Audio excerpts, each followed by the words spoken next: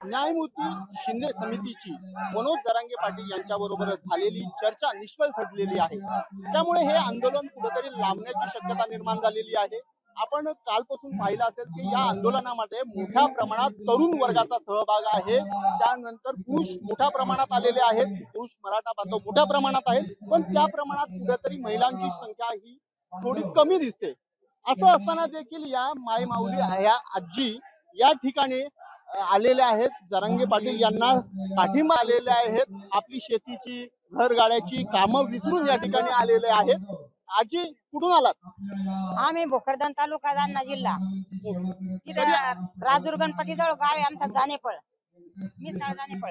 Okay, Jarange पाटलांचा पाठिंबा देण्यासाठी आलाय, नेमकं काय माहितीये का तुम्हाला आंदोलन कशाचं आहे? हा, आरक्षणाचं आंदोलन आहे पहिल्यापासून आम्हाला माहिती आहे। आम्ही 2 वर्षापासून जरांगे पाटला संघ आंदोलन करू राहिलो। 5 दिवस आम्ही उपोषण केलं चिंचोली पाटीवर, 7 महिलांना 5 दिवस उपोषण करून आमच्या ताईपासून आंदोलन चालू झालं।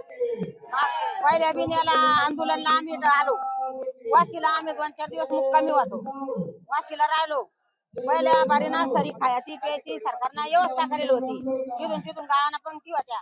आता इथून काल 4 दिवस झाले आलो, इथं काही खाया प्यायची सोय नाही, सरकारनं कोणतीच सोय करेल नाही। म्हणजे मागे जेव्हा आंदोलन झालं तेव्हा शिंदे मुख्यमंत्री होते आणि तेव्हा तुमच्यासाठी सर्व जेवणा खावण्याची व्यवस्था झाली होती? तर रस्त्याना बी व्यवस्था होती, जेवणा खावण्याची, इथं आल्यावर बी व्यवस्था होती। आम्ही जे घरून स्वयंपाक पाण्यासाठी साहित्य आणलं होतं तर आम्ही स्वयंपाक पाणी करायचं कामच पडलं नाही, तर आमची सारी व्यवस्था होती, बाथरूमची होती, आंघोळीची होती, वाशीला होतो आम्ही तर। आणि आता आमची कोणतीच व्यवस्था नाही, आम्हाला प्यायला पाणी सुद्धा नाही।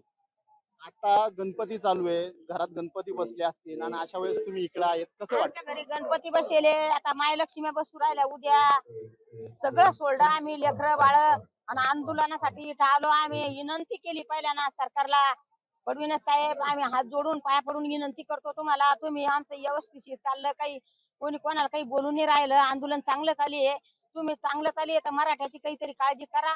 कालपासून जरांगे पाटील इथं उपाशी आहे, आम्ही त्याच्याजवळ बसेले, तर आता त्याला सरकारला काळजी आली पाहिजे की गड्या आपण एक दिवस उपाशी राहू शकत नाही। हा माणूस उपोषण करू करू करू करू जाग्यावर, आज त्यानं सकाळीच सांगितलं भाषण केलं तर म्हणे आजपर्यंत माझी तब्येत साथ देत होती, आता माझी तब्येत साथ देत नाही, आपल्या तोंडाला आज एका रोजातच तोंडाला पाणी येऊ राहिलं म्हणे।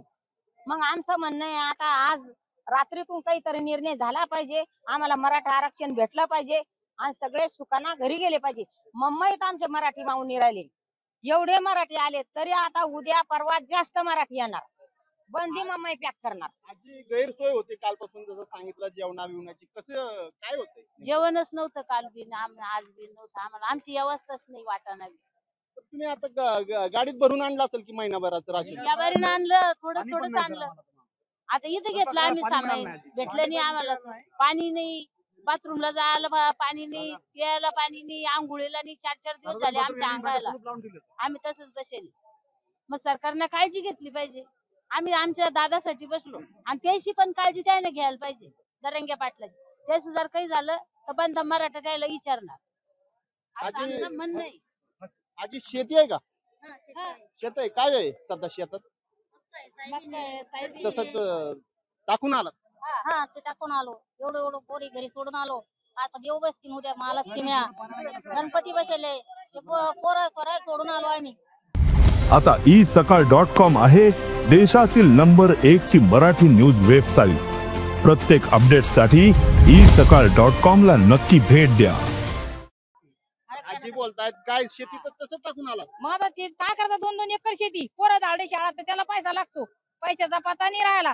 सरकारनं नोकरी लावली नाही आपल्या लोकांना, काय ओबीसी दुसऱ्या लोकांना दिली, आपल्या लोकांना दे ना, सगळ्या सामान धरायला पाहिजे ना त्या ना। हा, त्याच्या जाती नाही, आपल्या जाती काय बदल आहे का याच्यामध्ये, त्यांना सारखं द्यायला पाहिजे ना सगळ्याला।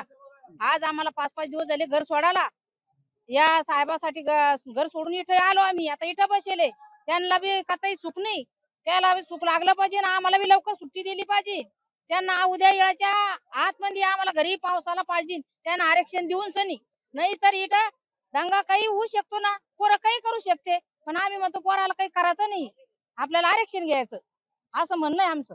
सरकारने वेळ लावला तर थांबणार का? मग त्याला काही इलाज थांबावंच लागेल, त्यानं जर म्हणलं असतं तर थांबणंच पडेल ना, त्याला इलाज नाही ना काही, पण त्यांना लावू नाही, काही लावल्यावर काहीतरी दुसरा पर्याय होईनच ना. तुम्ही इकडे आलाय लेकरा बाळांसाठी, लेकरा बाळ कुठे जातात? आजी आजी आपल्या सोबत आहेत, त्यांनी बऱ्याच बोलल्यात त्या. तुमची लेकरा बाळांसाठी या ठिकाणी तुम्ही आलेला आहेत, त्यांच्यासाठी कुठे आहेत ती? लेकरं बाळा आम्ही दुसऱ्याच्या भरोश्यावर सोडून दिले आणि इकडे आलो. पाहुण्या ठिकाणी लेकरं धाडून दिले आणि आम्ही आंदोलनासाठी इथं आलो. मग आता तुम्ही सांगा, सरकारला काही काळजी पाहिजे याला? सरकारनं आम्हाला पटकन आंदोलनातून बाहेर काढलं पाहिजे. सरकारनं असं म्हणायला पाहिजे की हे 2 वर्षापासून झटू राहिले आपल्याला. आपल्याला तर देणंच भाग आहे. आरक्षण हे हक्काच आहे सगळ्याच्या. मग सरकारला सगळ्या एवढं लेकराला समजू राहिला हक्काचं आरक्षण आहे, सरकारला समजत नाही का? आपण पाहिलं ज्याप्रमाणे तरुणांचा या आंदोलनाला पाठिंबा आहे, उत्साह आहे, त्याच लेवलचा उत्साह या आजींचा पण आहे. जोपर्यंत आरक्षण मिळणार नाही तोपर्यंत आम्ही इथून हटणार नाही. आरक्षण घेऊनच आमची शेती असेल, देव असेल, गणपती असेल, या सगळ्या गोष्टी आम्ही नंतर करू, पण पहिल्यांदा हा आरक्षणाचा लढा देऊ, असंच या आजींनी सांगितलं.